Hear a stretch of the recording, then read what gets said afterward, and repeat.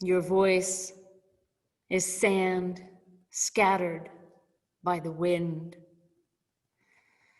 A Jewish folk tale picks up from there. There was a storyteller, very popular in his village. He would tell the stories and people would want to hear them again and again. They were wonderful stories, but it was also because he told them so well. He loved to tell them again and again, so it was a good relationship. In fact, the people said, "Why don't you share your stories further out into the world?" So he did. One day he packed up his bags and went out into the countryside and the mountains and traveled far and wide, sharing his wonderful stories. After a very long time, he grew weary and returned to his village. Shortly after arriving, he expected people to come and ask him to tell his stories again, but they didn't. So he said to somebody, "You want to hear the story about," and they said, "Oh yes, that's Matthew's story. He's been telling it so well." Oh, the storyteller was surprised. "Well, what about the story about the cow?" "Oh yes, Esther's been telling that. That's Esther's story."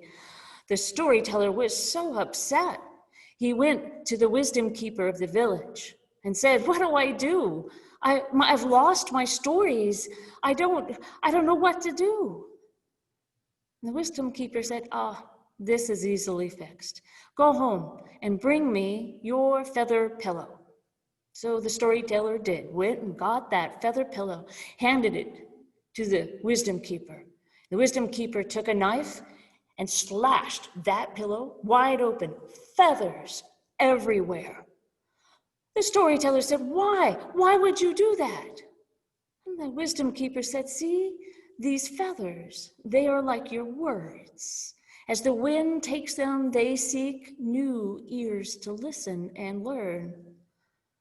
As they watch the feathers fly down the road," the storyteller said, "But what do I do?"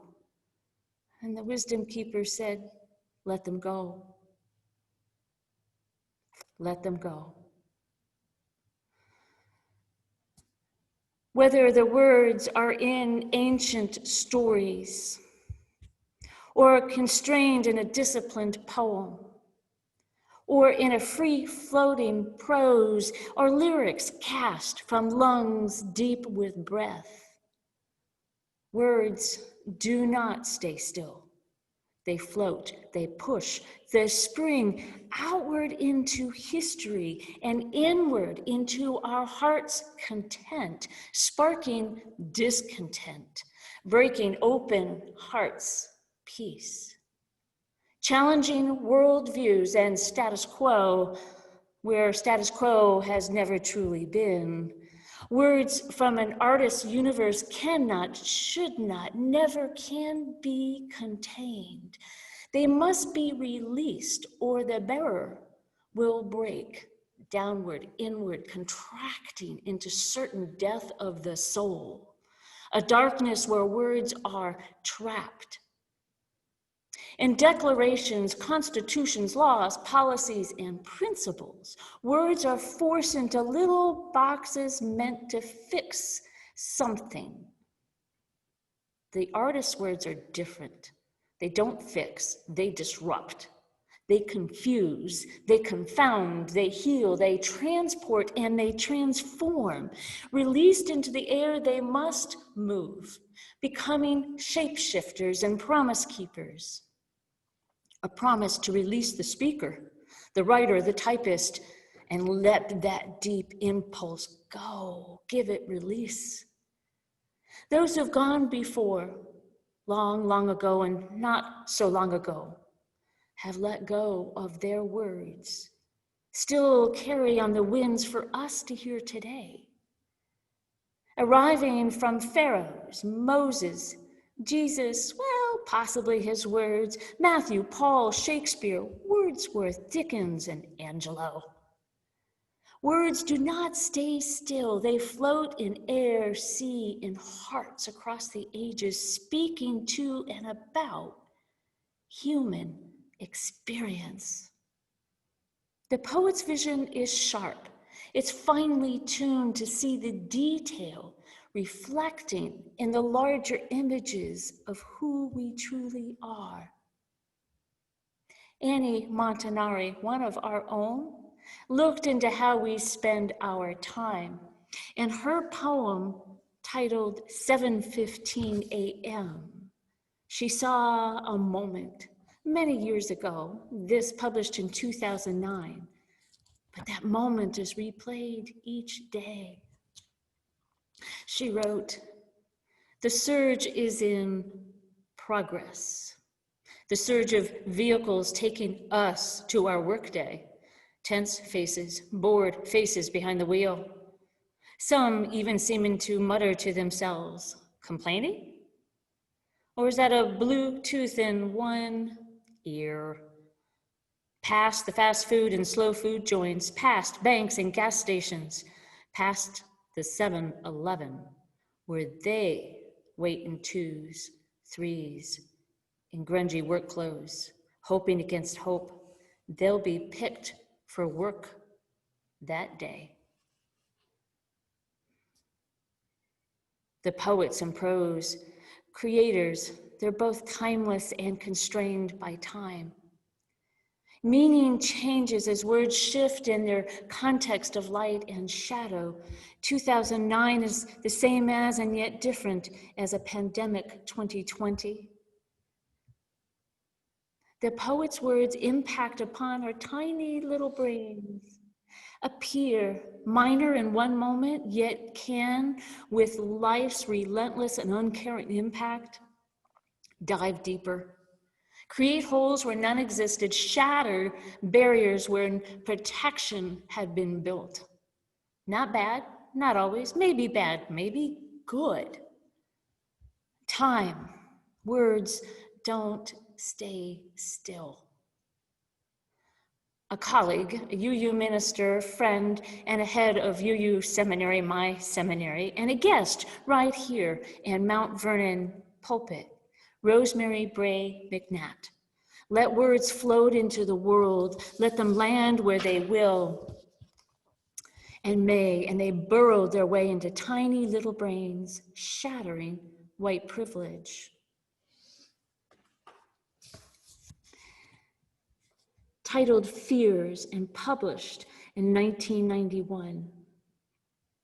He phoned more than an hour ago to say he was on his way home, but I have yet to hear the scrape of the iron gate, the rattling keys, so I worry. Most married women fret about a tardy husband. Young Black women like myself worry more. For most people in New York, the urban boogeyman is a young Black man in sneakers. But we live in central Harlem where every young man is Black and wears sneakers. So we learn to look into the eyes of young males and discern the difference between youthful bravado and the true dangers of the streets. No, I have other fears. I fear white men in police uniforms. White teenagers driving by, thin, panicky, middle-aged white men on the subway. Most of all, I fear that their path and my husband's will cross one night as he makes his way home. I fear that some white person will look at him and see only his or her nightmare, another Black man in sneakers. Plus, he's also a writer, an amateur cyclist, a lousy basketball player, his parents' son, and my life's companion. When I peek out the window, the visions in my head are those of blind white panic at my husband's Black presence. Once upon a time, I was vaguely ashamed of my paranoia about his safety in the world outside our home. After all, he's a grown man. I am reminded over and over how dangerous white people can be, how their fears are still a hazard to our health. When white people are ruled by their fears of everything Black, every Black man is a rapist, even a murderer. Fears, Rosemary Bray McNatt, written in 1991.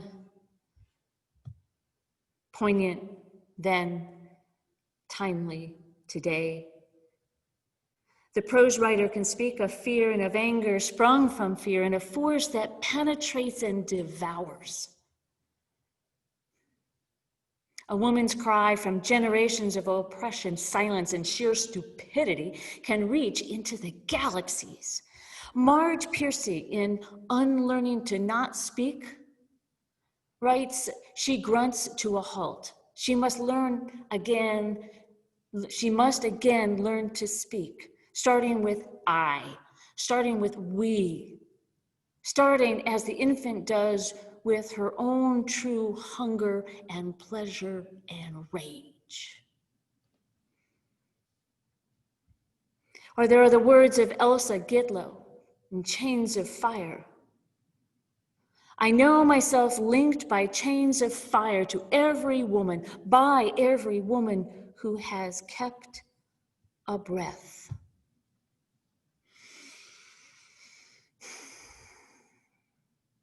Sparks fly with anger, words flung with desperation and inspiration. They transport into new eyes, different vision, shifting our own place in creation, decentering and challenging. These words, dancing if gentle, push and shove when not, wake us up into a new room, a new view, a new town and universe, not our own. And if done well, never will be ours again. These words can heal, they can inspire, can transform writer and reader together in a unique relationship, born and reborn again with each reading, each time a different relationship. Billy Collins, with his fanciful way, invites a mouse into our relationship. I say drop a mouse into our poem and watch him probe his way out. Oh yes, I respond, let us find the light switch together with a mouse. Mae Swenson offers a healing transformation. Now my body flat, the ground breeze. I'll be the grass. I am in the grass with Mae Swenson, and the world clock has stopped. And Louise Gluck, bless her heart, invites us into her inner world, a reflection of haunting wrestling match, hoping to release her pained words into the wind, so that I was constantly face to face with blankness, that stepchild of the sublime. To be a writer of poems and prose and lyrics requires vulnerability and a compulsion to hope that someone somewhere may find their deep angst, may find help when they land upon someone else's rawness. So why do I share these pillow feathers with you, my dear, dear people? Because in this world, yours and mine, and the in-between that we occasionally share space, words are floating, lots and lots of words ready to be captured, brought into our own rawness. So find these words, crafted into finely tuned stanzas, and those hurtled with passion into compelling prosaic tales. For they are filled with promises of a better world, a better act of creation. These words belong to the speaker, and they belong to the listener's heart and mind. They belong to all of us, and no one in particular, to history and to the future. They cannot stay still, nor should they. So go forth, look for them in sonnets and rhymes and rhythms. Look for them in heartfelt speeches, sermons on the mount and the dark caves of inner sorrow.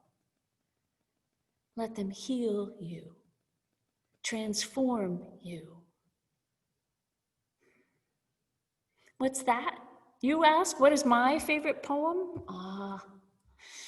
Well, like so many happy fools, I have found one line among many of Ms. Mary Oliver. Now gone in body, but not in word. She chose my heart, perhaps not with specific intent, but certainly with my kind in mind. Her words sit here. I thought the earth remembered me. She took me back so tenderly, arranging her dark skirts, her pockets full of lichen and seeds. By morning, I had vanished at least a dozen times into something better. May you too vanish at least a dozen times into something better. Amen. Blessed be, and Ashe.